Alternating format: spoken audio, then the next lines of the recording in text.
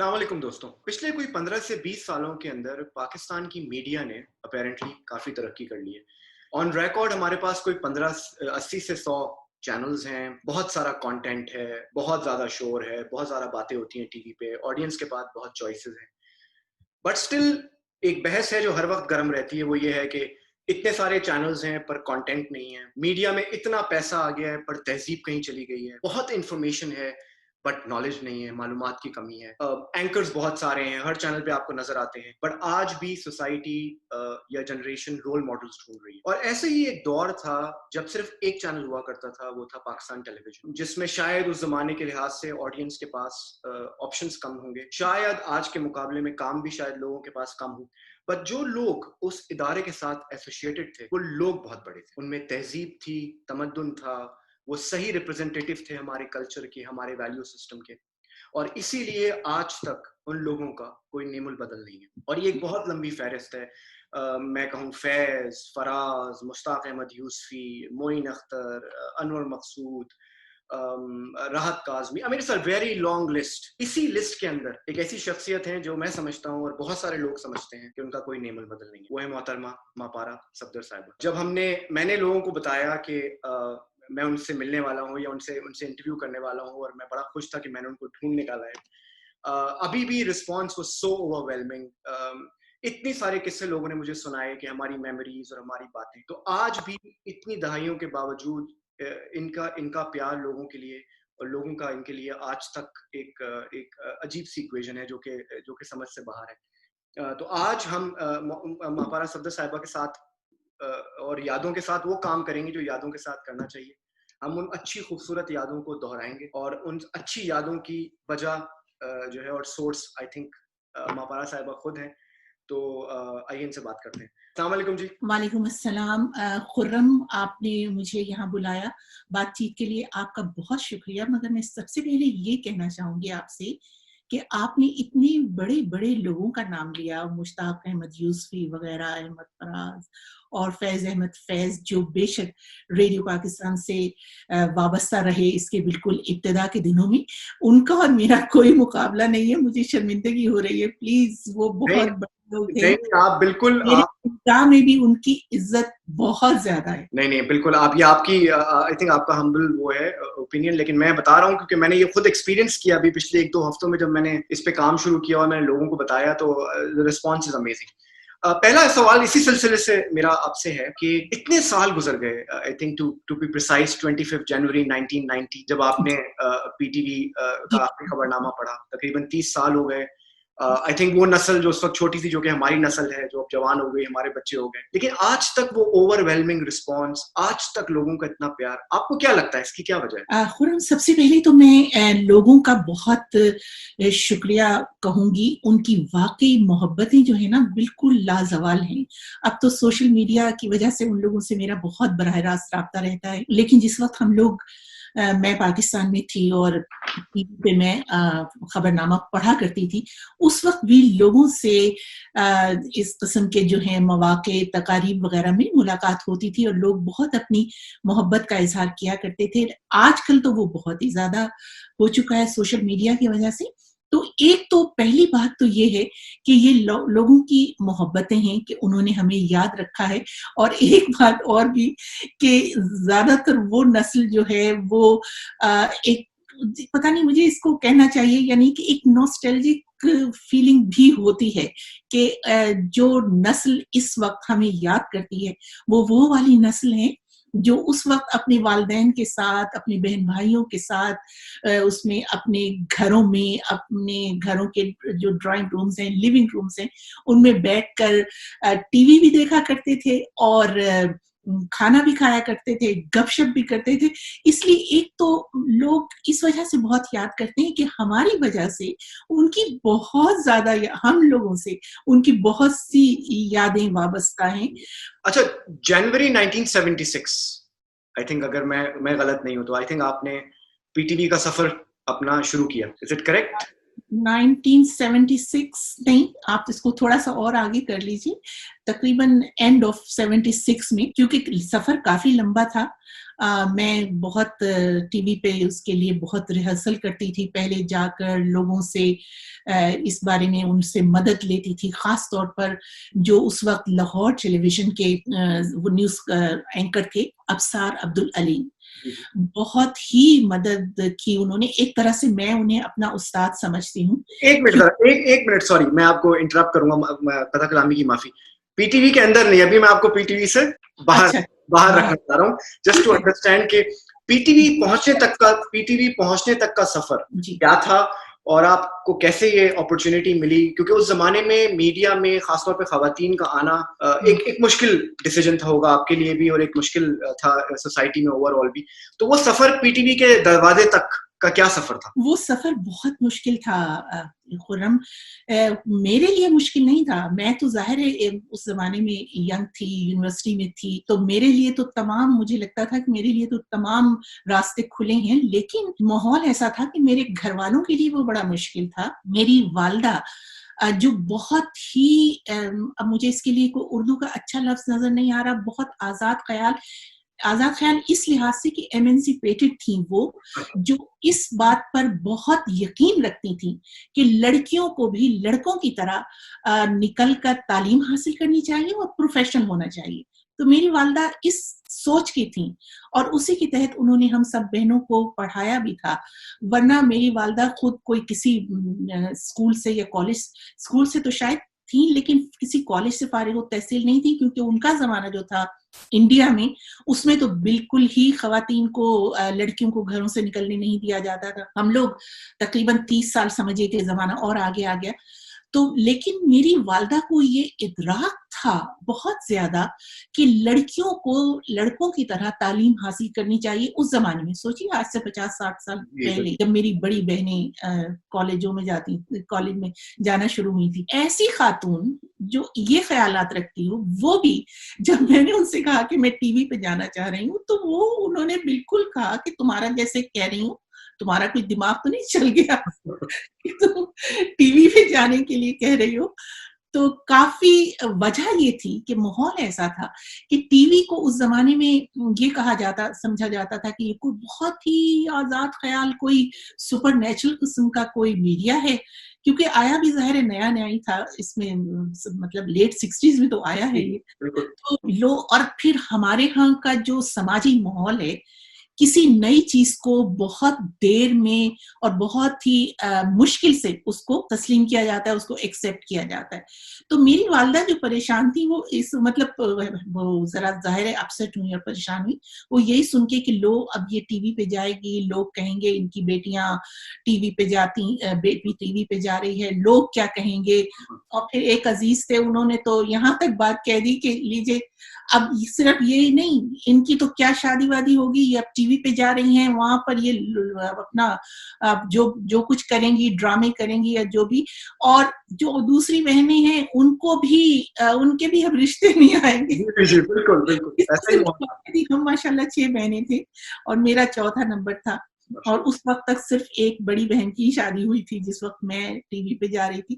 تو کافی اس سلسلے میں وہ پریشان تھیں، اور ان کی طرف سے 3-4 مہینے کم سے کم تو مجھے انہیں منانے میں لگے. لیکن اس کا اثر یہ ہوا کہ میں جو جانا چاہتی تھی ڈرامے میں، پلیز میں، وہ پھر مجھے، میرے خیر ایک کزن ہیں علی کاظم، انہوں نے بھی بہت سمجھایا کہ دیکھو تم یونیورسٹی میں ہو، تمہاری پڑھائی بھی جاری ہے، تو ڈراموں وغیرہ میں بڑی دیر لگتی ہے، راتوں کو ریکارڈنگز ہوتی ہیں، تم پڑھ نہیں سکو گی، رات کو دیر سے آؤ گی تو صبح یونیورسٹی کیسے جاؤ گی. تو مجھے ان کی بہت بات سمجھ میں آئی کہ بہت ہی اچھی رائے. تو پھر میری والدہ نے بھی کہا کہ اچھا چلو پھر تم کچھ ایسا کرو کہ جہاں ٹائم پر جانا ہو اور ٹائم پر آنا ہو. تو اس کے لیے پھر ابصار عبدالعلی صاحب نے میری بہت مدد کی.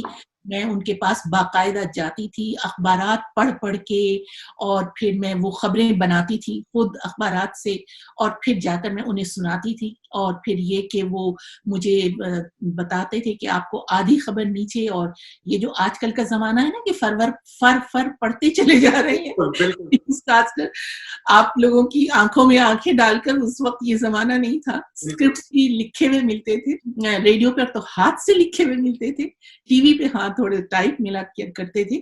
تو انہوں نے کہا کہ دیکھیے آپ کو اتنا وہ ہونا چاہیے بااعتماد اور خبر کے بارے میں اتنا آپ کو معلوم ہونا چاہیے کہ آپ آدھی خبر اوپر دیکھ کر پڑھیں اپنے سامعین کی طرف, کیونکہ آپ کو انہیں بتانی ہے, پڑھنی نہیں ہے ان کے سامنے. تو اس میں کافی عرصہ لگا, اور اس کے بعد پھر تقریباً کوئی 76 کا آپ سمجھیے کہ ٹوورڈز دی اینڈ سمجھ لیجیے آ گیا تھا اختتام, جب پھر میں نے آڈیشن پاس کیا. اور یہ شکر ہے کہ پہلا ہی آڈیشن میں نے کر لیا, پاس کر لیا. حالانکہ جو نیوز ایڈیٹر تھے ربانی صاحب, ان کی اب ڈیتھ ہو گئی, اللہ ان کے درجات بلند فرمائے, تو ان کا یہ کہنا تھا جب میں ان سے ملی تھی تو ان کا کہنا تھا بی بی یہاں تو روز لڑکیاں آتی ہیں آڈیشنز دینے, وہ نہیں, وہ بالکل معیار پر پوری آتی نہیں ہے. اور میں کیونکہ اس وقت یونیورسٹی میں تھی, اور اس وقت کا آپ ماحول سوچ نہیں سکتے کہ میں اس زمانے میں بھی ٹراؤزر اور یہ جو آج کل ہوتی ہے نا جیکٹس. پنجاب یونیورسٹی میں آپ نے انگلش لٹریچر میں ماسٹرز کیا؟ پنجاب یونیورسٹی میں نے پنجاب یونیورسٹی سے انگلش لٹریچر میں کیا تھا ماسٹر. تو اس وقت لیکن یہ بڑا عام ماحول تھا, یونیورسٹیز میں لڑکیاں ٹراؤزرز پہنا کرتی تھیں اور جیکٹس پہنا کرتی, تو وہی پہن کر میں ٹی وی اسٹیشن پر بھی چلی گئی ملنے نیوز ایڈیٹر سے. تو انہوں نے کہا بیوی بچوں کا کام نہیں ہے خبریں پڑھنا, آپ جائیں, یہ ذرا کچھ معتبر سنجیدہ لوگوں کا کام ہے. کیونکہ میں ظاہر اسٹوڈنٹ تھی اس زمانے میں, ہنسنا وغیرہ بھی زیادہ ہی ہوا کرتا تھا. تو انہوں نے مجھے یہ کہہ دیا تھا کہ بہت لوگ آتے ہیں, مطلب ایک طرح سے انہوں نے مجھے کافی میری حوصلہ شکنی کی تھی کہ لوگ آتے ہیں معیار پر پورے نہیں اترتے. لیکن خیر پھر میں نے پہلا ہی آڈیشن کلیئر کر لیا, اور 76 کے آخر میں شام کی خبروں میں ایک دم انہوں نے خبر نامہ تو ظاہر ہی نہیں دیا. تو ایک 5 بجے کا بلیٹن ہوا کرتا تھا, 4:30 بجے اس زمانے میں ٹرانسمیشن شروع ہوتی تھی, اور 5 بجے یہ بلیٹن ہوتا تھا پہلا. تو یہ میں نے پھر سب سے پہلے پڑھا, اور پھر تقریباً کوئی 77 میں کوئی 5-6 مہینے کے بعد پھر میں نے خبر نامہ پڑھنا شروع کیا. لاہور سینٹر تھا یہ لگا ہے 5 جولائی کو, تو اس وقت مجھے کچھ چند ہفتے ہوئے تھے خبر نامہ پڑھتے ہوئے. اچھا, تو میں کہہ رہا ہوں یہ لاہور سینٹر سے آپ نے لاہور سینٹر جوائن کیا؟ جی ہاں بالکل, میں پنجاب یونیورسٹی میں تھی اور وہیں سے پھر میں نے شروع کیا پڑھنا. اور اس کے بعد پھر ہم لوگ 78 میں میں چلی گئی اسلام آباد راول پنڈی, کیونکہ یہ مطلب یہ آ چکا تھا یہ کہ اب غالباً 78 یا 79 سے مجھے بالکل اس کا سال یاد نہیں رہا, اس میں یہ طے تھا کہ خبر نامہ صرف اسلام آباد سے ہوا کرے گا, اور جو سینٹرلائز ہوگا, اور تمام اسٹیشنز پورے پاکستان کے کوئٹہ, کراچی, لاہور اور پشاور, یہ مین جو تھے ٹیلی ویژن اسٹیشنز تھے نا, جو تھے دارالحکومت, جو بھی صوبائی دارالحکومت وہاں پر. لیکن اور اس وقت تک سب کے اپنے اپنے ہوتے تھے, کراچی کا اپنا ہوا کرتا تھا, کوئٹہ سے اپنا ہوتا تھا, لاہور سے اپنا, اور راول پنڈی اسلام آباد سے الگ ہوا کرتا تھا. تو غالباً 78 یا 79 میں یہ پھر سینٹرلائز ہو گیا تھا, اور اسلام آباد سے خبر نامہ ہوا کرتا تھا مین. اور اس کے بعد پھر جب کوئی اہم خبر کسی صوبائی اسٹیشن پر ہوتی تھی تو پھر وہاں ہم کٹ کیا کرتے تھے پروڈیوسر کنٹرول روم سے, اور پھر وہاں سے وہ خبر لی جاتی تھی اگر کوئی اہم خبر ہوتی تھی. تو یہ جو براڈ کاسٹنگ کا ایک پورا پروسیس ہے, یہ کس طرح سے کام کرتا ہے؟ بیکاز ہم نے شروع میں بہت سنا اس زمانے میں کہ سینسرشپ بہت ہوتی ہے, خبریں جو ہیں وہ, تو یہ ہول پروسیس, تو how the typical day used to be, جب آپ کو پتا ہوتا تھا کہ آج آپ نے رات کو 9 بجے یا 4:30 بجے یا 5 بجے خبریں پڑھنی ہے, تو اس کا دن کیسا ہوتا تھا؟ وہ اس کا دن ایسے ہوتا تھا کہ اخبارات میں تو تھوڑی سی ذرا آزادی تھی لکھنے لکھانے کی, خصوصاً جو ڈان تھا کراچی کا اس میں لکھا جاتا تھا, لیکن جو ٹیلی ویژن کی خبریں تھیں, خبر نامے تھے, ان میں عموماً جو تھا جو ایک طرح سے مطلب کوئی یہ نہیں کہ ہمیں نظر آتا تھا کہ یہ خبر سینسر ہو رہی ہے اور یہ اب نہیں جائے گی, لیکن وہ میرا خیال ہے ایڈیٹر صاحبان اور وہ جو ان کی, جس سے ہم پوری طرح اس میں شامل نہیں ہوتے تھے کیونکہ ہمیں تو پڑھنی ہوتی تھی اور پھر ہمیں اسکرپٹ ملتا تھا, لیکن وہ لوگ جس وقت ایجنڈا بناتے ہوں گے, اس کا مجھے بعد میں اس لیے احساس ہوا کہ میں خود بھی پھر بعد میں جب ایڈیٹر وغیرہ بنی ہوں تو ایک میٹنگ ہوتی ہے اس سے ٹرانسمیشن سے پہلے, اور اس میں سب ڈیسائیڈ ہوتا ہے کہ آج ہمیں کون کون سی خبریں ہیں جو اہم ہیں آج کے دن کی, اور अखबार का तो आप जानते हैं कि उनका कैनवस तो बहुत बड़ा होता है ना, उनके तो बहुत सफ़ात होते हैं, अहम खबरें पहले सफ़े पे, कम अहम दूसरे पे, लेकिन टेलीविज़न पर या रेडियो पर सिर्फ टीवी पर आधा घंटा और रेडियो पर जो मेन बुलेटिन होता था वो 15 मिनट का होता था, रात को 8 बजे का और एक सुबह 7 बजे का। तो वहाँ बड़ा छोटा कैनवस होता था, तो वहाँ खबरें बहुत ही सोच विचार के कि हाँ ये बड़ी अहम खबर है, ये जानी चाहिए। तो अमूमन जो सरकारी एक तरह से एजेंडा हुआ करता था कि क्या अहम होना है आज, जैसे जब मैंने शुरू किया था तो जाहिर है उस वक्त वजीर आजम जुल्फिकार अली भुट्टो थे, तो उनकी आज की क्या क्या सरगर्मियां हैं, और मिनिस्टर्स ने अगर कोई अहम मीटिंग की है, किसी अहम डिपार्टमेंट में गए हैं, तो इस तरह की खबरें पहले ही से ये तय होता था कि ये हमें यही आपकी अपनी पर्सनल प्रिपरेशन क्या होती थी तलफ़्फ़ुज़ के लिए, ज़बान के लिए, या कोई पढ़ना उसके बारे में, आपकी अपनी प्रिपरेशन क्या होती थी एज अ ब्रॉडकास्टर? जी, मेरी ये होती थी कि मैं कोशिश करती कि कम से कम 2-3 अखबारात पढ़ के जाऊं कि आज की अहम खबर क्या है, क्योंकि उस वक्त हम लोग तो वर्किंग जर्नलिस्ट नहीं थे ना, जैसे आजकल तो नहीं, मतलब कोई तकरीबन 15-20 साल पहले ये बदल गया ट्रेंड कि जो वर्किंग जर्नलिस्ट हैं उनको ही ले आया गया इस पे टेलीविजन पर, लेकिन हम लोग वो नहीं थे। हमारी जबान, मतलब पाकिस्तान टेलीविजन की और रेडियो पाकिस्तान की जो एक थी ना, क्या उसे कहना चाहिए, वोकैबुलरी की उर्दू इस वक्त क्या कहेंगे, जो वो बिल्कुल मुख्तलिफ होती थी अखबारात से। अखबारात बहुत एक तरह से उसे क्या कहना चाहिए कि सनसनीखेज सी फैलाते थे अपनी हेडलाइंस में, ये हो गया और ये हो गया। लेकिन टेलीविजन पर और रेडियो पर बहुत जिस वक्त लिखा जा रहा होता था अल्फाज पर, बहुत ये गौर किया जाता था कि इससे एकदम कोई लोग डरे ना, लोगों में खौफ ना आए। मिसाल के तौर पर एक दफा यहाँ मतलब हर साल ही होते हैं, लेकिन अगस्त में सैलाब आया हुआ था वहां पर पंजाब में, तो मुझसे थोड़ी सी वो ये गलती हो गई, वो बुलेटिन जब मैं तैयारी कर रही थी और पढ़ रही थी तो वो जरा ऊपर नीचे पेजेस हो गए, और मैंने सबसे पहले ये सोच के कि सैलाब आया हुआ है तो मुझे सबसे पहले ये खबर पढ़नी चाहिए तो मैंने वो खबर पढ़ दी, खैर वो पढ़ दी, लेकिन वो थी असल में बुलेटिन में दूसरी खबर थी। तो मुझे बाद में फिर उन्होंने, न्यूज़ प्रोड्यूसर ने कहा कि हम लोग जो इस तरह की, जिनसे एकदम लोगों को पैनिक हो जाए सुनकर और लोग घबरा जाएं, तो वो खबर जरा हम थोड़ी सी आराम से बाद में लेते हैं नीचे, कि एकदम से अगर पहली ही हेडलाइन इतनी पैनिक की हो कि सैलाब आ गए, इतने लोग मर गए, तो लोग एकदम घबरा जाते हैं, क्योंकि सुनने का मीडिया और देखने का मीडिया एकदम बहुत बराह रास्त असर करता है, जबकि जो प्रिंट मीडिया है, अच्छा सुनने के टीवी और रेडियो का ये कि हर कोई देख रहा है, जिसकी ज़हनी सलाहियत जरा कदरे कम है, इल्म कम है, वो भी देख रहा है। लेकिन अखबारात वही लोग पढ़ेंगे जो पढ़ सकते हैं, जिनका इल्म थोड़ा सा ज्यादा है।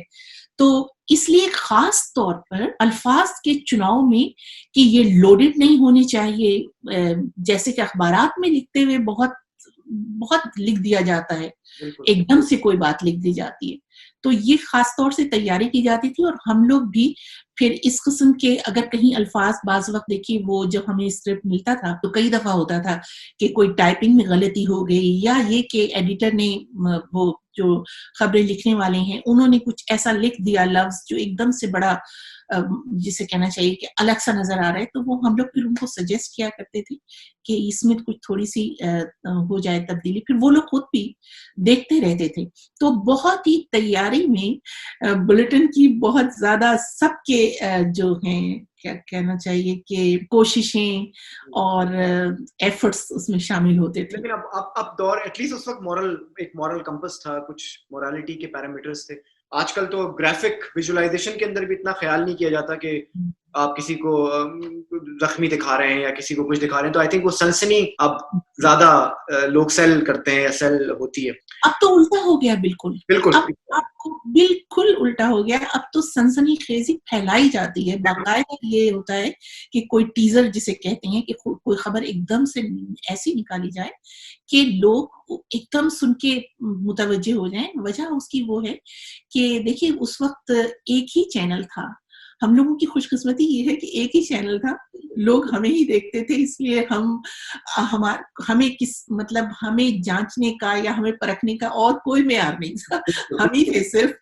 آج کل لوگوں کے پاس ایک معیار آ گیا ہے کہ وہ دیکھ سکتے ہیں کہ کون ہے پڑھ رہا ہے کون نہیں. تو اس زمانے میں یہ سب کچھ نہیں تھا. اب اتنی چینلز ہیں کہ وہ لوگ یہ اور پھر ریموٹ آ گیا کہ ایک سیکنڈ میں, اس زمانے میں کوئی ریموٹ نہیں تھا, تو ایک سیکنڈ میں لوگ آپ کو سے کہیں دوسری طرف چلے جائیں گے, اور یہ ہوتا ہے. اس لیے سب کی یہ کوشش ہو گئی اس وقت ہے کہ ہم کسی طرح سامعین کو اپنی طرف متوجہ رکھیں, اور اس کے لیے ہم کوئی نہ کوئی سنسنی خیز بات اور کوئی جھگڑا لڑائی, یہ جو آپ شوز دیکھتے ہیں آج کل کے کہ 3 لوگوں کو بٹھا لیا اور لڑائیاں, اور مطلب کافی بعض ایک میں تو 1-2 دفعہ تو آپ کو پتہ ہی ہوگا کہ وہاں پر مار کٹائی بھی ہو گئی. میں اس پہ آؤں گا, میں کرنٹ ٹرینڈ پہ آؤں گا اور آپ کے انالیسس پہ لوں گا. آپ کا جو پیریڈ تھا 76 سے 90 پی ٹی وی کا جو پیریڈ تھا, وہ بہت سارے ایونٹس, نیشنل ایونٹس کے حوالے سے بڑا امپورٹنٹ تھا. جیسے آپ نے کہا بھٹو صاحب کا دور تھا, بعد میں جنرل ضیاء کا بھی واقعہ ہوا. تو آپ کی ان 14-15 سالوں میں آپ کے لیے سب سے میموریبل دن کون سا ہے جو آپ کو لگتا ہے کہ یہ بہت ہی بڑی خبر تھی, یا it was something for you to remember all your life? 2-3 بہت زیادہ. نمبر 1 تو جب ماشاء اللہ لگا 5 جولائی 1977 کو, وہ دن میں کبھی نہیں بھول سکتی. ایک عجیب بے چین قسم کی خاموشی تھی اس زمانے میں. یہ آج کا سوشل میڈیا کا زمانہ نہیں تھا, بہت سے لوگوں کو اس خبر کا پتہ بھی نہیں تھا. ہم لوگ جب رات کے 1 بجے اس سے نکل کر ٹیلی ویژن سے واپس سب کو ڈراپ کرتے ہوئے جاتے تھی گاڑی, تو جب ہم لوگ اس میں گئے سینٹرل لاہور کے علاقے میں, نسبت روڈ وغیرہ جو بڑا کھانے پینے کا مشہور علاقہ ہے لاہور کا, تو جب ہم وہاں گئے تو لوگ ویسے ہی بیٹھے ہوئے گپے مار رہے تھے, کھانا کھا رہے تھے. کسی کو یہ اندازہ بھی نہیں تھا کہ ملک میں ماشاء اللہ لگ چکا ہے اور کرفیو لگ چکا ہے, آپ نکل بھی نہیں سکتے. تو ایک تو وہ بڑا بے چین دن تھا اس لحاظ سے.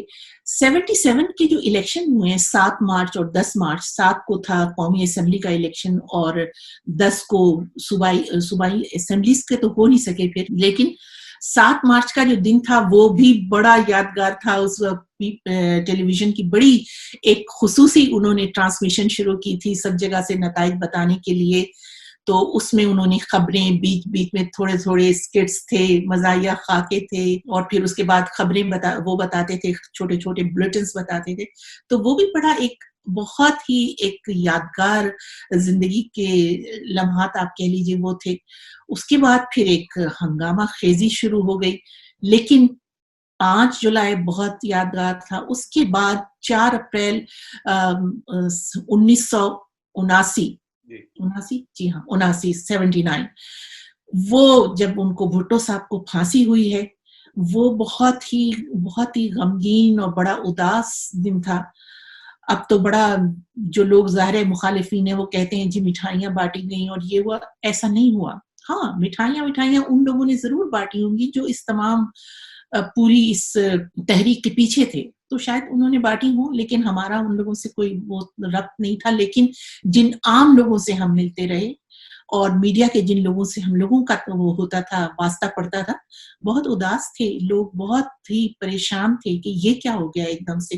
لوگوں کو بڑے عرصے کے بعد جمہوریت نصیب ہوئی تھی اور وہ اس طرح سے چلی گئی. اور بھٹو صاحب کی جو اپنی جو ایز اے لیڈر آپ بحث کر سکتے ہیں, کتابیں لکھ سکتے ہیں ان کی خوبیوں اور خامیوں میں, ٹھیک ہے وہ ایسا ہوتا ہے, سب لیڈرز کے ساتھ ایسا ہوتا ہے, لیکن وہ لوگوں کو بہت یاد تھے. बहुत बहुत ही याद थे.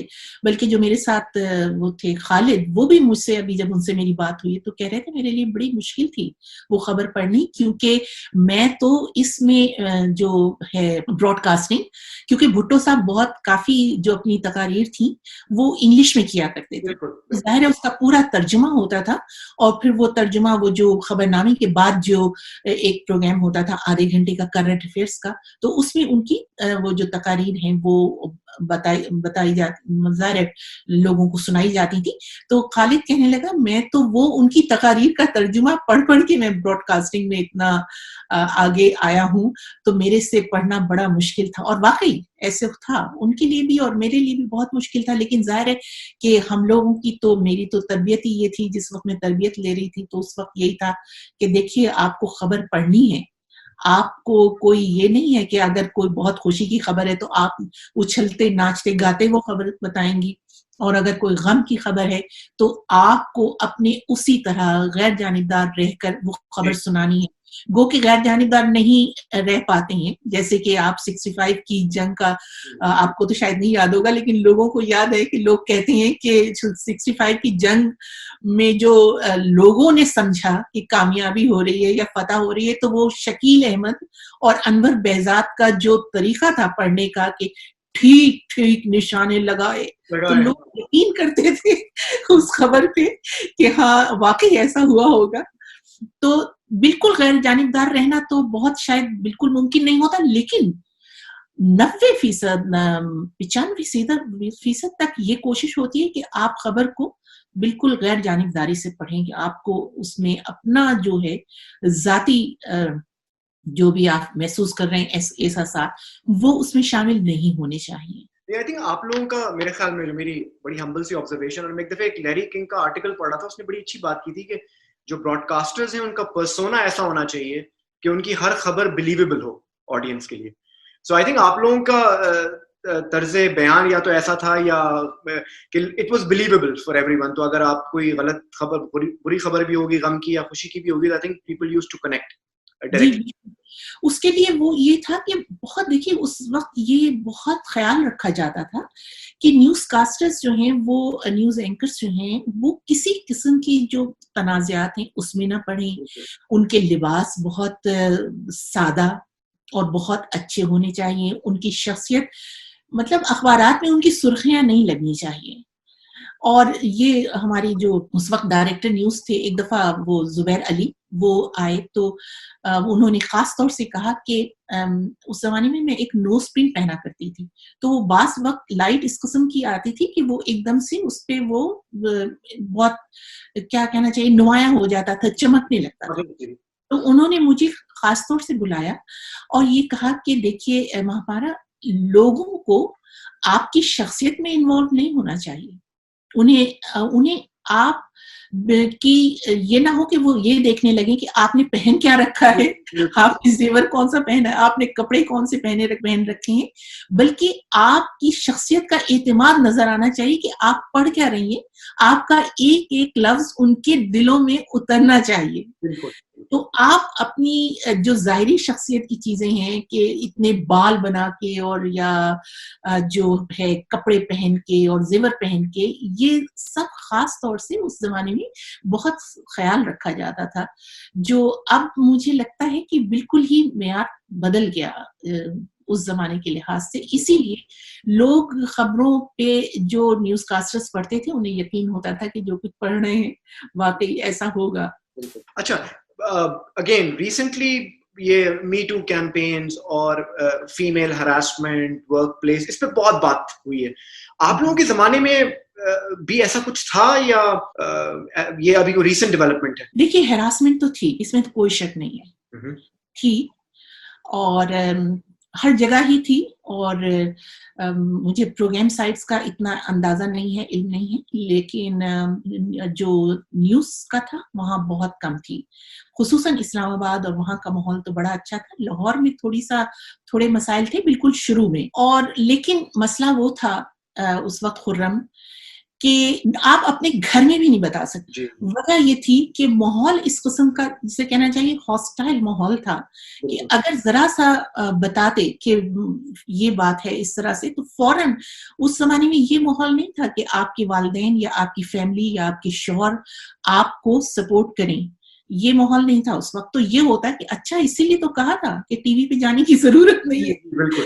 وہ اس لیے نہ تو ہم انہیں اپنے گھر والوں کو بتا سکتے تھے اور نہ ظاہر ہے کہ وہ جو ہیں جو لوگ تھے اس قسم کے لوگوں میں اس وقت تھا. اور بعد میں وہاں پر اسلام آباد میں بھی تھا, ایون کہ جنرل ضیاء کے زمانے میں تھا.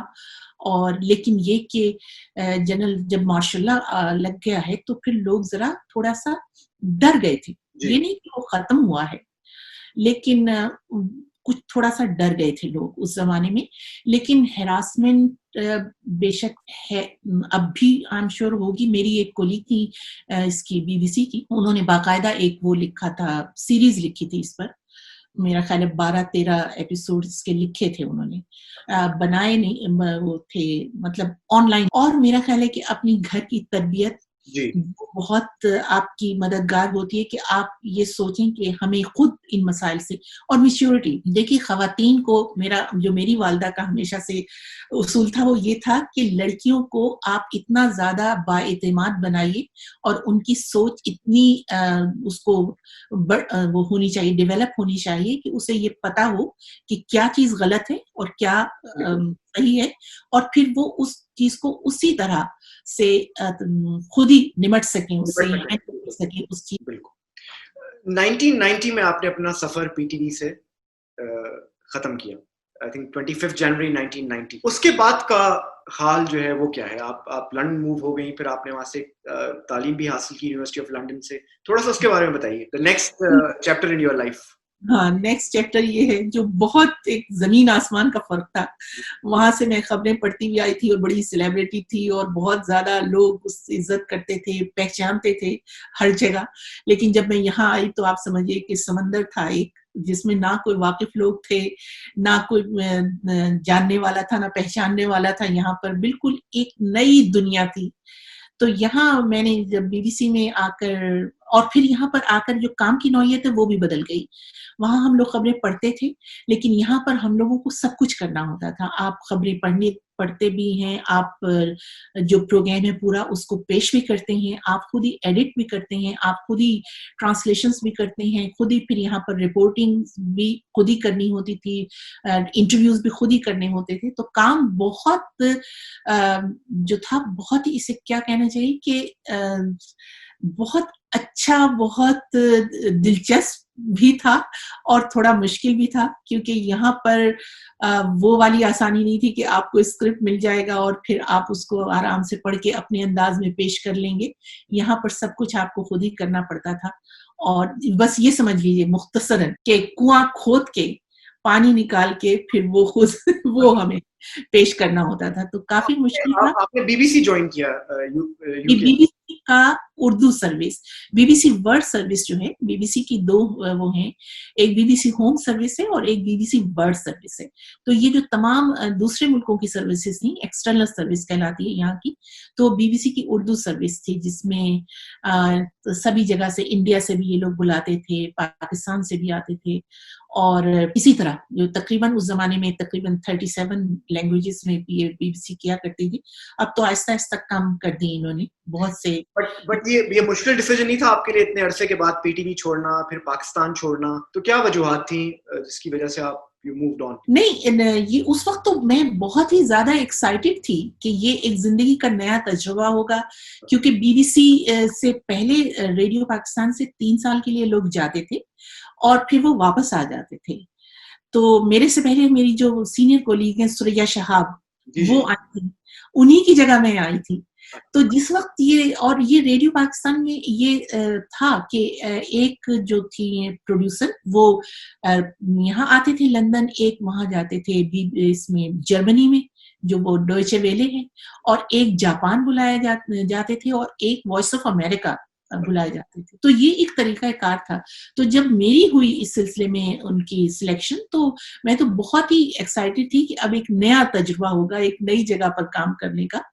और बीबीसी का आपको पता है कि क्योंकि पाकिस्तान का मीडिया ज़रा उस वक़्त आज़ाद नहीं था, सरकारी कंट्रोल में था, तो लोग ज़्यादातर खबरों के लिए बीबीसी सुना करते थे। जी, जी, बिल्कुल।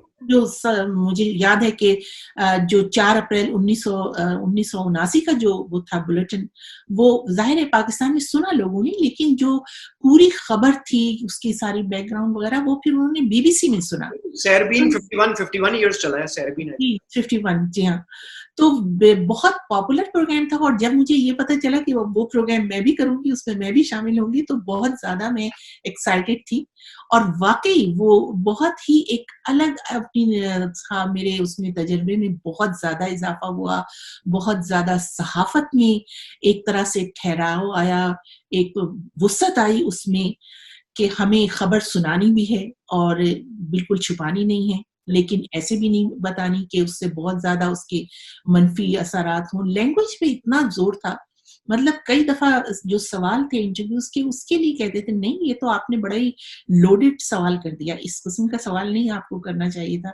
तो ये सब चीज़ें सीखी और बहुत अच्छा तजुर्बा रहा। और फिर उसके बाद जब मैं थोड़ा सीनियर हो गई, तो फिर मैं आयरलैंड गई रिपोर्टिंग के लिए, फिर मैं ईरान गई जब उनका अहमदी निजात का इलेक्शन था, वहाँ ईरान गई। इसके अलावा भी मैं 2-3 जगहों पर गई हूँ, यूरोप में भी किसी, मुझे इस वक़्त याद नहीं आ रहा। लेकिन ये जो आयरलैंड में थी, यूरोपीय यूनियन उस वक़्त सिर्फ़ 15 मेंबर थे ईयू के, और उस साल वो 15 से एकदम 25 हो रहे थे, क्योंकि ये तमाम जो थे ना, जो आज़ाद हुए थे साबिक सोवियत यूनियन से, उन तमाम मुल्कों को इन्होंने अपने ब्लॉक में शामिल कर लिया था। तो 25 मुल्क हो गए थे, तो बहुत ही वो बड़ी एक समिट थी, और उसको कवर करने का बहुत ही मज़ा आया। और बहुत ही मतलब ज़ाहिर है इल्म में भी, क्योंकि जब आप कोई रिपोर्टिंग कर रहे होते हैं, तो आप उसके लिए बहुत पढ़ते हैं बिल्कुल। कि क्या होने वाला है और ये हमें कवर कैसे करनी है।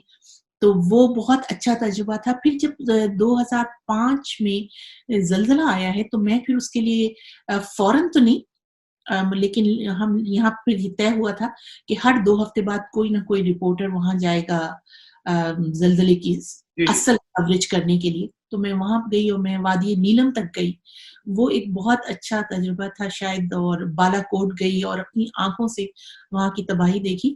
तो ये शायद इसमें रहते हुए पाकिस्तान टेलीविज़न में मैं, क्योंकि हम लोग तो न्यूज़ एंकर्स थे, तो ये तजुर्बा ना होता, तो इसलिए मुझे तो ये फैसला बिल्कुल भी उस वक़्त मुश्किल नहीं लगा था, और बल्कि बहुत अच्छा लगा था, और ख़्याल था कि 3 साल बाद या 4 साल बाद मैक्सिमम हम इंशाअल्लाह वो तजुर्बा करके वापस आएँगे।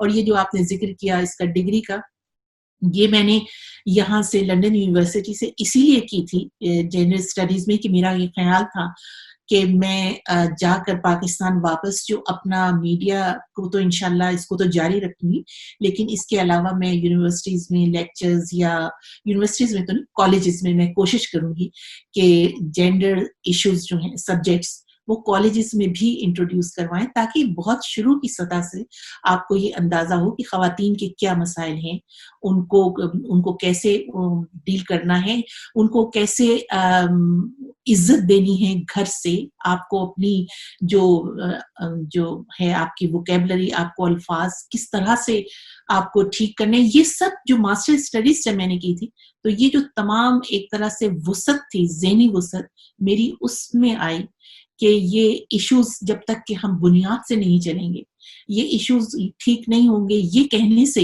ये इश्यूज़ ठीक नहीं होंगे कि जी हम तो औरत की बहुत इज़्ज़त करते हैं, और जी इस्लाम ने तो बड़ी इज़्ज़त दे रखी है और हम करते हैं। अब मैं जब लोगों को लिखती हूँ कि ज़रूर आप लोगों की बड़ी मोहब्बतें हैं, कि आप रिश्तों की इज़्ज़त करते हैं, माँ, बहन, बेटी की जैसे भी हो, लेकिन आपको एज़ अ औरत की एक इंसान के तौर पर इज़्ज़त करनी है, बहुत कि ज़रूरी, बिल्कुल। दूसरी भी जो है वो आपकी बहन और बेटी नहीं है, लेकिन वो किसी की है। तो बिल्कुल। आपको एक इंसान बन के उसकी इज़्ज़त करनी है, और ये सब वुसअत जो आई थी, ये मेरे मास्टर्स करने से आई थी। थोड़ा-सा इस दौर में آپ سے سمجھنے کی کوشش کرتے ہیں. اب آپ میڈیا دیکھتی ہیں, پاکستان ٹیلی ویژن, جیسے میں نے کہا بہت سارے پاکستان کے اندر میڈیاز ہیں, اینکرز ہیں, کیا لگتا ہے آپ کو دیکھ کے کہ are we going in the right direction, are we going back, کہ آپ کے انالیسس کیا ہے؟ نہیں, میں دیکھیے اب مجھے لگتا ہے بہت اچھے اینکرز بھی ہیں اور جو میل بھی ہیں اور فیمیل. سب سے زیادہ خوشی تو مجھے اس کی ہے کہ اب یہ جو میڈیا کا پورا جو شعبہ ہے یا فیلڈ کہہ لیجیے آپ, یہ خواتین کے لیے بہت کھل گیا. اب خواتین رپورٹنگ میں بھی ہیں, نیوز اینکرز بھی ہیں اور جو ہیں ایڈیٹرز بھی ہیں, پروگرام بھی ایڈٹ کرتی. تو اس بات کی تو مجھے بہت خوشی ہے کہ یہ بہت مثبت تبدیلی ہے کہ خواتین اس میں آنے لگی اور لوگوں نے اس کو ایکسیپٹ کر لیا ایز اے پروفیشن. ہم لوگوں نے اسی کے لیے کوشش کی تھی. 80 کے عشرے میں, پورے 80 کے عشرے سے پہلے تک نیوز کاسٹنگ کو, نیوز اینکرنگ کو کوئی پروفیشن نہیں سمجھا جاتا تھا. لوگ کام کہیں اور کرتے تھے اور پھر آ کر بعد میں شام کو خبریں پڑھا کرتے تھے, جابس کرتے تھے دوسرے اس میں دفاتر میں, تو کوئی پروفیشن نہیں سمجھا جاتا تھا. لیکن پھر 80 میں جب ہم لوگوں نے بالکل جم کر اس میں کام کیا, کہیں اور ہم لوگوں کو نظر نہیں آتے تھے, پھر لوگوں کو آہستہ آہستہ اندازہ ہوا کہ یہ ایک پروفیشن ہے باقاعدہ نیوز اینکرنگ. اور پھر 1986 میں اظہر لودھی کو پہلی مرتبہ پرائڈ آف پرفارمنس ملا, اس سے بڑی مدد ملی. لوگوں کو اندازہ ہوا کہ نہیں, یہ نیوز اینکرنگ ایسی نہیں ہے چیز کہ بس آپ نے آئے کہیں سے چلتے پھرتے گھومتے آئے اور آپ نے آ کر پڑھ دیا, ایسی نہیں ہے. آپ کو پورا اپنی زندگی کا ایک وہ بدلنا پڑتا ہے, طریقہ کار بدلنا پڑتا ہے. مطلب آپ کہیں باہر بھی نکل رہے ہیں تو آپ بہت سوچ کے اور بہت اچھی طریقے سے اور بڑے اپنی پوری زندگی کا جو طریقہ ہے وہ بدلنا ہوتا ہے. تو وہ اس زمانے میں تھا. آج کل میں یہ دیکھ رہی ہوں کہ بہت لوگ آ گئے ماشاءاللہ سے, خواتین آ گئی, مرد آ گئے, لیکن ایک تو ذرا تیاری کم ہوتی ہے. اور اس کا دوسری وجہ جو میں سمجھتی ہوں وہ یہ کہ پاکستان ایک چھوٹی مارکیٹ تھی, ایک چھوٹا ملک آبادی کے لحاظ سے نہیں, لیکن اس لحاظ سے کہ سننے والے سمجھنے والے لوگ کم تھے, مارکیٹ کم تھی, معیشت ہماری اتنی اسٹرانگ نہیں تھی. کیونکہ دیکھیے جب میڈیا, جو کمرشل میڈیا ہوتا ہے وہ تو ایڈورٹیزمنٹس پہ چلتا ہے نا. بالکل, ہم لوگ تو سرکاری میڈیا سے ہمارا تعلق تھا, تو وہاں تو کوئی کمرشلزم کا کوئی سوال ہی نہیں تھا. تو اب جو ہے میڈیا وہ اس کے لیے مارکیٹنگ بڑی ضروری ہے. تو اسی کے لحاظ سے پھر وہ بہت زیادہ انہوں نے گلیمرائز بھی کر دیا اس کو, کمپرومائز کرنا شروع کر دیا ہے. جی. اور جو صبح کے شوز ہیں مجھے لگتا ہے وہ کمپٹیشن میں, ایک دوسرے کے مسابقت میں, وہ بہت ہی زیادہ اس میں بہت اوور ایک طرح سے کچھ شوز ہو گئے ہیں. اور نیوز اینکرنگ میں وہ جو پروگرامز ہیں ان میں یہ ہوا ہے کہ دیکھیے پھر وہاں پر میں یہ کہوں گی کہ اتنے جس وقت لائسنسز ایشو کیے جا رہے تھے, ضرورت تھی کہ میڈیا اوپن اپ کیا جائے, اس میں کوئی شک نہیں ہے. ساری دنیا کا میڈیا جب ہو رہا تھا تو آپ پیچھے نہیں رہ سکتے. پاکستان ایسا ملک نہیں ہے کہ وہ پچھلی صدی میں زندہ رہے. پاکستان کے لوگ ماشاءاللہ سے بہت ذہنی طور پر بہت وسیع لوگ ہیں, ان میں وسعت ہے اور ہمیشہ سے ڈیموکریسی انہوں نے چاہی ہے, اس کے لیے اسٹرگل کیا ہے. تو یہ میڈیا کھلنے کی ضرورت تھی, لیکن اس وقت یہ دیکھا جانا بہت ضروری تھا کہ جن لوگوں نے لائسنسز کے لیے اپلائی کیا ہے وہ کون لوگ ہیں. بالکل, وہ انہوں نے یہاں پر دیکھیے ایک چھوٹا سا وہ بھی کھولا, جب اگر آپ ریڈیو کے لیے اپلائی کریں کسی چینل کے لیے تو وہ پہلے آپ سے 1 سال کی پروگرامنگ مانگتے ہیں اور یہ پوچھتے ہیں کہ آپ کن لوگوں کو اس میں بلائیں گے اور آپ لوگوں کے ایشوز کیا ہوں گے, آپ لوگ کسی دوسری کمیونٹی کو ہرٹ تو نہیں کریں گے. یہ سب پروسیس سے گزر کر کئی برسوں کے بعد آپ کو ایک لائسنس ملتا ہے. پاکستان میں وہی لوگ اخبارات بھی نکال رہے تھے, انہی لوگوں نے جا کر اپنا اس پہ چینلز کے لیے اپلائی کر دیا. ان سے کچھ نہیں پوچھا گیا کہ آپ کے اسٹوڈیوز کہاں ہیں, آپ کا اسٹاف کہاں ہے, آپ کے پاس کتنا پروفیشنل اور تربیت یافتہ اسٹاف ہے جو آپ کے چینل کو چلائے گا. یہ کچھ نہیں پوچھا گیا, لائسنسز دے دیے گئے. اس میں 2-3 میڈیا ہاؤسز ایسے تھے جن کے پاس بے شک تربیت یافتہ اسٹاف موجود تھا جو پہلے اخبارات نکال رہے تھے. ان کے پاس موجود تھا، تو وہ لوگ تو صحیح رہے، لیکن جو بالکل کمرشل نقطۂ نظر سے جو لوگ آئے، پھر ان کے پاس تربیت یافتہ لوگ ہی نہیں تھے. پھر آپ یہ دیکھیے کہ مجھے بڑی حیرانگی ہوتی ہے، ابھی میں ایک چینل پر دیکھ رہی تھی کہ جو اینکرز تھے کئی چینلز کے، انہوں نے باقاعدہ مورل پولیسنگ کا رول اختیار کر لیا. وہ جاتے ہیں لوگوں کی عزتیں اتار کے رکھ دیتے ہیں. ایسے تو نہیں ہوتا. مطلب آپ ایز اے میڈیا پرسن آپ کو ایک بیلنس اسٹوری دینی ہے. میں ابھی پچھلے دنوں دیکھ رہی تھی، ایک تو مجھے یہ سمجھ میں نہیں آتا، وہ ٹھیک ہے اس کا بڑا، اس کا جو جرم تھا، اس کی جو انتہا تھی، اس سے انکار نہیں کیا جا سکتا. اس نے بچی کو ریپ کر کے ان لوگوں نے 4-5 لوگوں نے اور قتل کیا. بے شک بہت گھناؤنا جرم ہے، لیکن آپ کو ان لوگوں کو پولیس نے سامنے کھڑا کر دیا، اینکر کے سامنے، اور وہ اینکر ان سے اس طرح سے باتیں کر رہا ہے جیسے وہ اینکر نہیں ہے، وہ ہے، مطلب وہ انویسٹیگیٹر ہے. بالکل. اور وہ اس کو ان سے باتیں کر رہا ہے اور بری طرح. اور پھر ہمارے اینکرز وہی والی بات ہے نا کہ تربیت نہیں ہے، تو وہ بات کرتے ہوئے دوسرے کو بہت ایک نچلا درجہ دیتے ہیں، اپنے آپ کو سمجھتے ہیں بہت اونچے ہیں.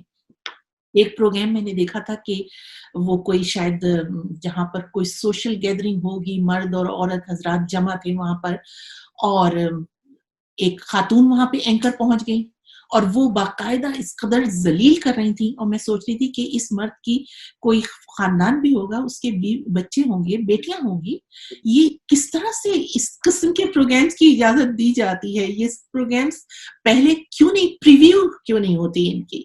یہ سب جو ہے یہ ختم ہو گیا. اس کی وجہ سے میڈیا جیسے اب اکثر مجھ سے لوگ کہتے ہیں کہ نا ہم تو دیکھتے نہیں جی، ہم نے ٹی وی اپنے بند کر دیے، کیونکہ ہر وقت لگتا ہے ہم اعصاب کے گرفت ہو گئے ہیں، اعصابی مریض بن کے دھائیں دھائیں دھائیں ہو رہی ہوتی ہے ہر وقت، ایک تو ہر گھنٹے کے بعد. اور پھر یہ کہ وہ جو ہے بریکنگ نیوز، وہ بریکنگ نیوز نہیں ہوتی لیکن کیونکہ ایک ریس ہے کہ وہ پھر اچھا پھر یہ بھی نیوز ہوتی ہے، یہ بھی میڈیا کی ایک اس کی ہیڈ لائن ہوتی ہے کہ جی یہ والی خبر سب سے پہلے ہم نے بریک کی. یہ کیا خبر ہے؟ آپ کو کیا پتا؟ کیا آپ لوگ گھڑیاں لے کے بیٹھے ہوئے تھے کہ سب سے پہلے ہم نے بریک کی؟ وہ بھی اس کی وجہ سے اتنی ریس شروع ہوئی ہے. اور مجھے لگتا ہے کہ تھوڑا سا لائسنسنگ، جس وقت لائسنس اجرا کیا جا رہا تھا لائسنس کا، اس وقت بہت زیادہ احتیاط کی اور ایک بہت بڑے پینل کو یہ سب دیکھنے کی ضرورت تھی. نہیں، آئی تھنک تھوڑا سا میں اس نسل کی ڈیفینس میں، جسٹ مائی ویو، تاکہ میں آپ سے چاہوں گا کہ آپ اس کے بارے میں بات کریں. آئی تھنک وہ سیکھے بھی کس سے.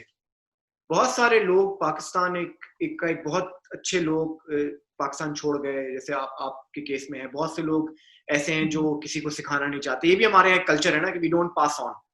ہماری لیگیسی ہے، ہم اس کو پکڑ کے رکھے رہیں گے، چاہے وہ میوزک میں بڑے بڑے استاد گزرے. تو آئی تھنک نئی نسل ویسے ہی ایک پرابلم ہے جو ہے، وہ سیکھے بھی کس سے. تو انسٹیٹیوشن کوئی نہیں ہے، تو تربیت کا کوئی سسٹم اویلیبل نہیں ہے. اگر کوئی سیکھنا بھی چاہے تو خرم تربیت کے لیے کبھی کوئی انفرادی، تو خیر چلیے آپ بہت خوش قسمت ہیں اگر آپ کو انفرادی تربیت مل جائے. جیسے ہم لوگ تھے اس زمانے میں، ذرا جو تھا سوشل، وہ جو ہیں آپ کے تعلقات وہ زیادہ ہوتے تھے. آپ لوگ مطلب کم لوگ تھے تو زیادہ قریب تھے. اب کیونکہ بہت زیادہ ہو گئے تو وہ اتنی زیادہ ہونے سے یہ ہوتا ہے کہ دوریاں بھی ذرا ہو جاتی ہیں پیدا. لیکن تربیت کی کوئی ادارے نہیں ہیں. دیکھیے یہ جو میں سب کچھ آپ کو بتا رہی ہوں، یہ جب میں یہاں پر آئی تھی تو میں نے باقاعدہ اس میں ان کی جو تھی وہ ٹریننگ تھی، اکیڈمی تھی ان کی، جس میں وہ یہ سب ہم چیزیں باقاعدہ ہم لوگ خیر سیکھے ہوئے بہت چیزیں خود ہی سیکھ کے آئے ہوئے تھے، جیسے لینگویجز وغیرہ کا تھا. لیکن پھر بھی بہت سے لوگ جو صرف میں ہی نہیں، کیونکہ دوسرے ملکوں کے لوگ بھی ہوتے تھے. یہ BBC ورلڈ سروس تو ایک طرح سے آپ سمجھیے کہ ایک چھوٹی سی دنیا تھی، دنیا بھر کے لوگ یہاں تھے. تو وہ بھی ایک اچھا تجربہ تھا سب کے ساتھ کام کرنے کا. تو باقاعدہ اس کی تربیت دی جاتی ہے. آپ بالکل ایک رپورٹر کو بس آپ نے ہائر کر لیا، پتہ نہیں ہائر بھی کر لیا یا اس نے خود ہی آپ کو آفر کیا اور آپ نے کہا ہاں کر دو. نہ آپ اس کے بیچارے کو اس کو بھیج دیتے ہیں جلوسوں میں کور کرنے کے لیے، نہ اس کی کوئی سیکیورٹی کا خیال رکھا جاتا ہے، نہ اس کو تربیت دی جاتی ہے کہ آپ مطلب سوال و جواب کیسے کریں گے. یہاں باقاعدہ میں نے 3 دن کا انٹرویو کیا تھا کہ سینسٹیو انٹرویوز کیسے کیے جاتے ہیں. مثال کے طور پر ایک جس زمانے میں یہ زلزلہ آیا تو وہاں پر جو تھے جو رپورٹرز بچوں سے پوچھ رہے ہیں. جب عید آئی پہلی تو مجھے آج تک یاد ہے پوچھ رہے ہیں عید کیسی لگ رہی ہے. اب سارے لوگ تو اس کے بعد زلزلے کے بعد بیچارے لوگوں کے خاندان ختم ہو گئے تھے, اب عید کیسے لگ رہی ہے. بچے سے آپ یہ سوال پوچھ رہے ہیں جس کے ماں باپ مر گئے, جس کے رشتے دار مر گئے, اس سے کیوں یہ کیسے آپ یہ سوال پوچھ رہے ہیں کہ تمہیں یہ عید کیسی لگ رہی ہے. یہ کیا یہ سینسٹیو لوگوں سے ماحول میں آپ کو کیسی گفتگو کرنی ہے یہ آپ کو سکھایا جاتا ہے باقاعدہ. I think empathy ختم ہو گئی ہے. ایمپتھی بالکل ختم ہو گئی. اور تربیت بہت میڈیا کے لیے بہت تربیت, کیونکہ دیکھیے میڈیا کے لوگ بہت اثر انداز ہوتے ہیں. ٹیلی ویژن جو ہے یہ جو ویژول میڈیا ہے یہ بہت اثر انداز ہوتا ہے لوگوں کی سائیکی پر, لوگوں کے ذہنوں پر, ان کی زبانوں پر. تو اس کو تو بہت ہی محتاط ہونا چاہیے. آئی تھنک لوگوں نے ایک نسل نے کتاب پڑھنا چھوڑ دیا. آئی تھنک یہ بھی بہت بڑا فیکٹر ہے جو کہ لوگوں نے پڑھنا بالکل چھوڑ دیا ہے. کوئی بیک گراؤنڈ نہیں ہے, کوئی ٹریننگ نہیں ہے, کوئی ایکسپوجر نہیں. سوری, میں آپ سے ایک سوال جو میرے تھا میں آپ سے ضرور سوچ رہا تھا کہ پوچھوں گا, وہ یہ کہ ماشاء اللہ اتنا بڑا کریئر, آلموسٹ 4 decades, اگر ہم 76 سے کاؤنٹ کرنا شروع کریں, آپ بہت لوگوں سے ملی ہوں گی, بڑے بڑے لوگ, بڑے نامور لوگ. کبھی ایسا لائف میں آپ کے مومنٹ آیا جب آپ اسٹارک ہو گئی ہوں, یا آپ کسی سے ملی ہوں اور بہت ڈس اپوائنٹ ہوئی ہوں, یا کسی سے مل کے بہت خوش ہوئی ہوں؟ میں سب سے مل چکی ہوں. میں نے اپنی کتاب میں بلکہ تذکرہ بھی کر رہی ہوں کہ جب بھٹو صاحب آئے تھے بالکل اپنی پارٹی کو لانچ کرنے سرگودا, تو وہ مجھے بہت ہی ایک مطلب بہت میں چھوٹی تھی, مجھے اس وقت اتنا جمہوریت وغیرہ کا بھی زیادہ نہیں معلوم تھا, تو کیونکہ جمہوریت تھی نہیں ملک میں, تو مجھے فیسینیشن تھی. میں دیکھ رہی تھی کہ یہ انسان کتنا اچھا بولتا چلا جا رہا ہے. اور اس کے بعد پھر جو میں نے دیکھا کہ سب میری والدہ اور دوسری خواتین اتنی زیادہ موبلائز ہو گئی تھیں اس کے بعد کہ گھروں پہ جا رہی ہیں, لوگوں کو کنونس کر رہی ہیں کہ ووٹ کتنا ضروری ہے, آپ نے آ کر ووٹ دینا ہے. تو ایک تو وہ مجھے بہت یاد رہتا ہے. اور اس کے بعد ان سب سے مل چکی ہوں, جیسے نواز شریف. میں ویسے یہاں آ گئی تھی میں جب وزیر اعظم وہ بنے ہیں, تو میں یہاں آ چکی تھی اس وقت, لیکن یہاں پھر ان سے ملاقات ہوئی تھی, ایک فنکشن تھا اس میں, اور ایک ان کی بیگم سے بھی. بیگم ان کی بہت ساری تھی, کلثوم نواز بہت ہی سادہ سی بالکل گھریلو سی خاتون تھی, اور مریم اس وقت بہت چھوٹی تھی, پڑھ رہی تھی ابھی. تو یہ ان سے ملاقات ہوئی تھی. خود جنرل ضیاء سے وہاں پر اس میں ملاقاتیں ہوا کرتی تھیں. اور یہ جو مشتاق یوسفی صاحب ہیں, ان سے یہ یہاں پر ایک تھا, مطلب وہ تو یہی تھے نا اس زمانے میں لندن میں, تو ان سے بھی ملاقاتیں ہوتی تھیں. کیونکہ آپ نے انٹرویوز بھی کنڈکٹ کیے ہیں بہت سارے, بلکہ میں کہیں پڑھ رہا تھا آپ نے دلیپ کمار کا انٹرویو بھی کیا تھا یو کے میں. ہاں جی, دلیپ کمار کا میں نے انٹرویو کیا تھا, اور وہ مجھے اس میں میں یہ کہہ سکتی ہوں کہ جو میرے بہت ذہن میں تھا اس میں تھوڑی سی مجھے مایوسی ہوئی تھی, کیونکہ جو انہوں نے ہمیں وقت دیا تھا اس پہ وہ تیار نہیں تھے. خیر اب میں سوچتی ہوں کہ شاید وہ بھی کوئی ایسی بات نہیں, اتنے بڑے اداکار ہیں, وہ اگر وقت دے کر بھول جائیں کسی کو تو شاید یہ بھی ایک ادا ہوتی ہے اداکاری کی. لیکن وہ تھوڑی سی مجھے ہوئی تھی. ہاں جو بہت وہ ہوا تھوڑی سی جو مجھے بڑی ابھی تک یاد ہے, پتہ نہیں یہ بی بی سی میں ابھی پچھلے کوئی 3-4 سال پہلے کی بات ہے, شاہ رخ خان آئے یہاں پر, اور ان کے ساتھ دپیکا تھی دوسری. تو وہ آئے, وہ ایشیا سروس جو تھی نا اس کے لیے انٹرویوز دینے کے لیے. تو مجھے میں کہہ رہی تھی کہ شاہ رخ خان سے میں ضرور ملوں گی. تو لیکن ہم لوگ ایک میٹنگ کر رہے تھے اپنے پروگرام کی, وہ میں کر کے نکلی, تو شاہ رخ خان نکل کے اور کافی آگے جا رہے تھے. تو میں نے آواز دی, شاہ رخ خان مجھے آپ سے ملنا ہے. تو وہ وہیں رک گئے. اچھا. کہ پھر انہوں نے مجھ سے ہاتھ ملایا اور حال چال پوچھا, اور مطلب ایسی تھوڑی بہت گپ شپ, کیونکہ وہ پھر ان کے ساتھ اور لوگ تھے اور وہ جا رہے تھے. تو مجھے وہ بڑا اچھا لگا کہ میں نے کہا اتنا بڑا یہ اداکار ہے اور کتنی اس میں کرٹیسی ہے کہ مجھے یہ جانتا نہیں ہے، میں نے آواز لگائی پیچھے سے اور یہ رکے اور پھر ملے. اور اس کے مقابلے میں امیتابھ بچن آئے، اب باہر لائن لگی ہوئی تھی وہاں پر، مطلب جو کیونکہ ایشین سیکشن بھی بہت بڑے تھے، تو اور وہ یہ امیتابھ وغیرہ جو ہیں وہ یہاں کا جو انگلش سروس کے چینلز وغیرہ ہیں ان میں بھی وہ جانے جاتے ہیں، وہ لوگ بہت مشہور ہیں، پاپولر ہیں. تو وہ لوگ انتظار کر رہے تھے باہر کے اب امیتابھ انٹرویو دے کر نکلیں گے تو پھر سب سے ملیں گے اور ہیلو کریں گے، ہیلو ہائی کریں گے.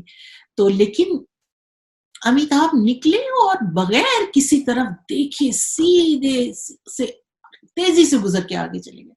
اور لوگ ان کی طرف، لوگ بڑے جو تھے ڈس اپوائنٹ ہوئے، مایوس ہوئے کہ اتنا بڑا اداکار، اور مطلب سب سے نہ ملتا، نہ نہیں مل سکتے تھے شاید، لیکن کچھ ہیلو سلام یا کچھ کر کے گزرتے. لیکن وہ لوگوں پہ تھوڑا سا اس کا اثر برا پڑا، کیونکہ یہاں پر یہ روایت ہے جیسے یہاں پر یہ ہیں شاہی خاندان، یہ لوگ ظاہر ہے کہ ان کے لیے لائنیں لگی ہوتی ہیں، دیکھتے ہیں، آپ جانتے ہیں، تو وہ سب سے بات تو نہیں کر سکتے ہر ایک سے، لیکن وہ تھوڑا تھوڑا گیپ دے کے ہر ایک کو مسکرا کے دیکھ کے ہیلو ہائی کر کے اور کچھ ہلکی سی کوئی ایک جنرل سی بات چیت کر کے پھر آگے گزرتے ہیں. تو لوگ جن سے وہ بات نہیں کرتے وہ بھی بڑے خوش ہو رہے ہوتے ہیں کہ ایٹ لیسٹ یہ لوگ کم سے کم ہمیں رسپانس تو کر رہے ہیں.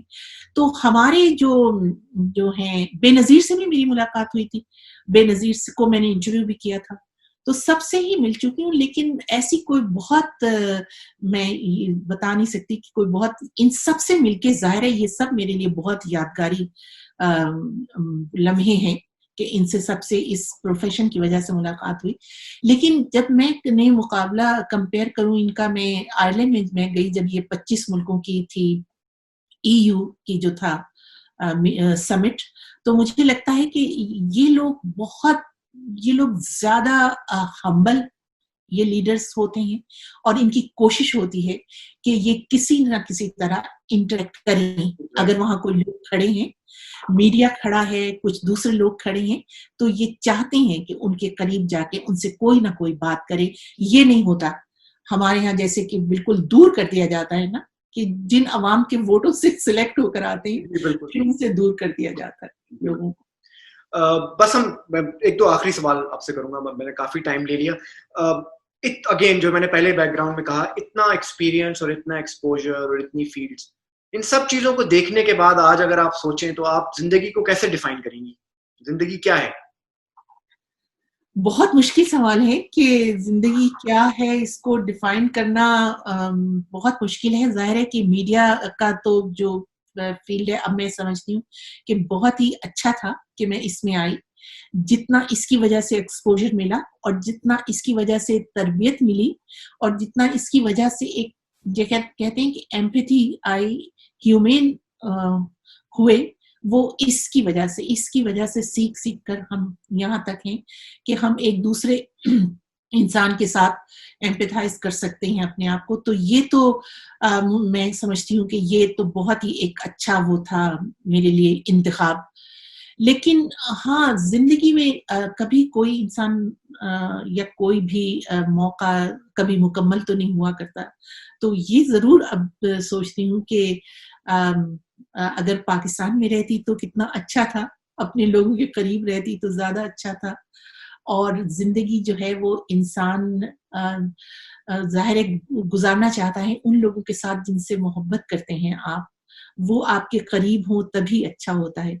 تو اتنے دور آ کر رہنے لگے کیوں؟ مطلب اپنے ملک میں ایسے حالات کیوں نہیں تھے یا ہیں کہ اب لوگ جا کر واپس رہ سکیں، اور ان کو وہی اسی قسم کی مطلب اکثریت ہے جو تعلیم کی وجہ سے. میرا یہاں رہنے کا تھا بہت زیادہ ایک مقصد، وہ یہ تھا کہ یہاں پر تعلیمی ادارے بہتر ہیں.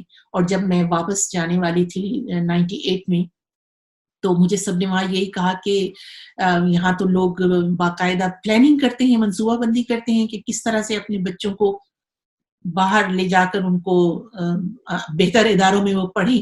تو تم لوگ کیوں واپس آ رہے ہو؟ اگر تو کوئی مجبوری نہیں ہے تو واپس نہیں آؤ. تو ظاہر ہے پھر ہم نے یہاں رہنے کا فیصلہ کیا. وہ میں اکثر سوچتی ہوں کہ یہ سمجھ میں نہیں آتا اگر آپ اس کو ایک اس میں ترازو میں یا بیلنس کر کے دیکھنا چاہیں تو کہ آپ نے زندگی میں کیا کھویا اور کیا پایا، تو یہ فیصلہ کرنا بہت مشکل ہے. ہم نے اپنے بچوں کو بہتر تعلیم ضرور دے دی اور خود بھی اچھی زندگی اس لحاظ سے فزیکل طور پہ اچھی گزاری، سہولتوں کے حساب سے اچھی گزار لی، پیسے کے حساب سے نہیں. BBC کی تنخواہیں بھی بہت ہی خصوصاً جو لینگویجز کے لوگ ہیں ان کی بہت ہی واجبی سی مناسب سی تنخواہیں تھیں. تو یہ نہیں ہوا کہ یہاں پر آ کر کوئی پیسہ بہت مل گیا، وہ نہیں ہوا. لیکن اب ہماری اولاد جو ہے، ہماری نسل ہے، وہ اس کا پاکستان سے وہ تعلق نہیں رہا جو ہمارا تھا، کیونکہ ہم نے بہت کوشش کی. اب شروع کے جو 18 سال تھے بچوں کے زندگیوں کے، وہ ہم ہر سال پاکستان چھٹیوں میں اس لیے جاتے تھے کہ بچوں کا تعلق رہے اپنے ملک سے اور اپنے رشتہ داروں سے، اپنے عزیزوں کو یہ جانے پہچانے ان کے ساتھ. لیکن اس کے باوجود اب اس کا اس حد تک تو فائدہ ہوا کہ مجھے بڑی خوشی ہوئی جب میں اسکول میں ٹیچرز کہتی تھی کہ آپ کے بچے جو ہیں وہ پاکستان سے دے لو دیئر کنٹری، کہ ان کو کوئی پاکستان کی چیز دکھائیں تو وہ بہت اس پہ خوش ہوتے ہیں. اس لحاظ سے تو ٹھیک ہے کہ دے لو دیئر کنٹری، لیکن وہ ریلیٹ نہیں کر پاتے ہیں. اب اگر ان سے کہا جائے کہ تم جا کر واپس رہ سکو گے پاکستان، تو وہ کبھی نہیں رہ سکیں گے، نہیں رہ سکتے. تو اپ روٹ ہو گئے. جی بالکل بالکل. ایک طرح سے جو روٹس ہیں وہ وہاں پہ نہیں رہی. ظاہر ہے کہ ان کی وہ نہیں جب جاتے، اور ایسی میں نہیں، صرف یہ واپسی کی ایک مت ہے. میں بلکہ جب یہ ماسٹرز کر رہی تھی، جو میرا تھیسس تھا اس کے زمانے میں، جب میں یہ پڑھ رہی تھی، صرف ہم نہیں، جو بھی لوگ یورپ میں، جو لوگ وہاں سے آئے، مڈل ایسٹ سے آئے، جو ٹرکی سے آ کے رہے، افریقہ سے آ کر رہے، اور یہاں پر جو لوگ یہاں پر زیادہ تر لوگ ساؤتھ ایشیا سے آئے ہوئے ہیں. ایشیا سے کیونکہ یہ ظاہر ہے یہ ان کی کالونیز تھیں، انڈیا اور پاکستان، تو وہاں کے لوگ زیادہ یہاں پر آئے. تو ہم یہ سب لوگوں کے لیے، جب میں نے کتابیں پڑھی اس سلسلے میں، کہ یہ ایک متھ ہے کہ لوگ واپس چلے جائیں گے. لیکن جو بھی یہ خواب دیکھ کر آئے کہ ہم کچھ کما لیں، ہمارے بچے اچھی تعلیم حاصل کر لیں، یا ہم خود اچھی تعلیم حاصل کر لیں اور اچھا تجربہ لے کر ہم واپس اپنے ملکوں میں جائیں، وہ نہیں جا پائے. یہ ایک المیہ ہے. اب بلکہ تو میں یہی کہتی ہوں کہ اپنے ملک میں کیوں نہیں ہوتی وہ سہولتیں. آپ نہ ٹھیک ہے، صرف آپ یقین کیجئے کہ 80 کے عشرے تک لوگ آتے تھے باہر، تعلیم حاصل کرتے تھے، یا 2-3 سے، جیسے ریڈیو پاکستان کا میں آپ کو بتا رہی ہوں، 3 سال کے لیے لوگ آتے تھے اور واپس جاتے تھے اپنے ملکوں میں، اور ایڈجسٹ ہو جاتے تھے آسانی سے. لیکن 80 اور 90 کا جو عشرہ آیا ہے تو لوگوں نے اپنی کشتیاں جلا دی ہیں. ہم نے بہت دیر سے جلائی ہیں. ہم نے تو 99 میں جا کر جلائی ہیں، جب وہ پھر ماشاءاللہ لگ گیا ملک میں، تو پھر کشتیاں جلا دیں کہ نہیں اب جانا اور جا کر اور وہاں رہنا ممکن نہیں ہو سکے گا.